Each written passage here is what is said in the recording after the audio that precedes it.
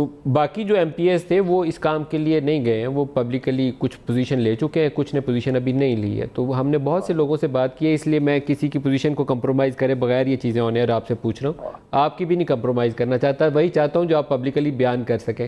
آپ کو اپنی جماعت سے گلے شکوے رنجشیں آپ کو بھی ہیں پی ایم ایل این سے؟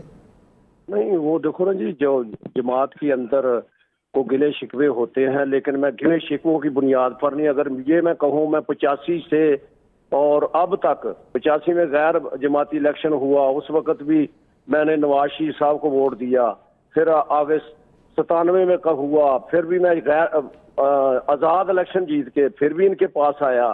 گو کے درمیان میں میرے ساتھ بڑے بڑے وقوعے ہوئے ہیں میری اولاد کے ساتھ, لیکن میں نے پارٹی کو نہیں چھوڑا. کیا ہوا؟ میں چھوڑنا چاہتا ہوں. کیا ہوا آپ کے ساتھ؟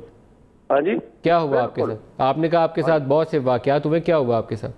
مثلا میرا بیٹا ایف اے کا امتحان دے رہا تھا.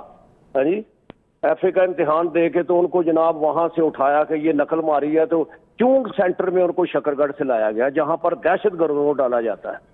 پھر میرے بیٹوں پر گینگ ریپ قتل کا پرچہ ہوا, وہ بھی اللہ کے فضل و کرم سے ہوا.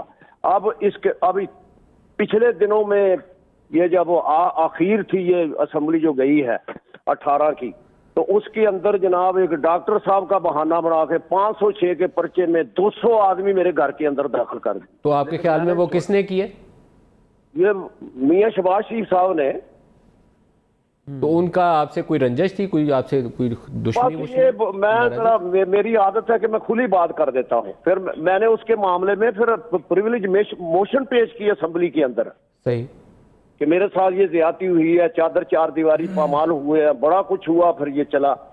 اس کے باوجود میں پارٹی سے نہیں گیا ابھی, نہ میں اس چیز کا دائی ہوں.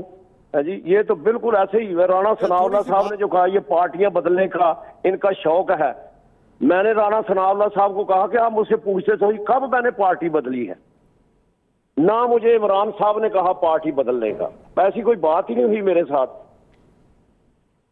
تو غیاث صاحب, یہ اگر 15 ایم پی ایز اور 5 ایم این ایز اور سینیٹرز اور سندھ اسمبلی کے کچھ اراکین جو ہیں سابق دیکھیں, یہ دس از دا فرسٹ ٹائم ان کے ساتھ بھی گفتگو میری پروگرام میں ہو رہی ہے. علی محمد خان آپ سے بات کر رہے ہیں غیاث صاحب, علی محمد خان وفاقی وزیر آپ سے بات کر رہے ہیں. مولانا صاحب السلام علیکم. میں سن رہا ہوں.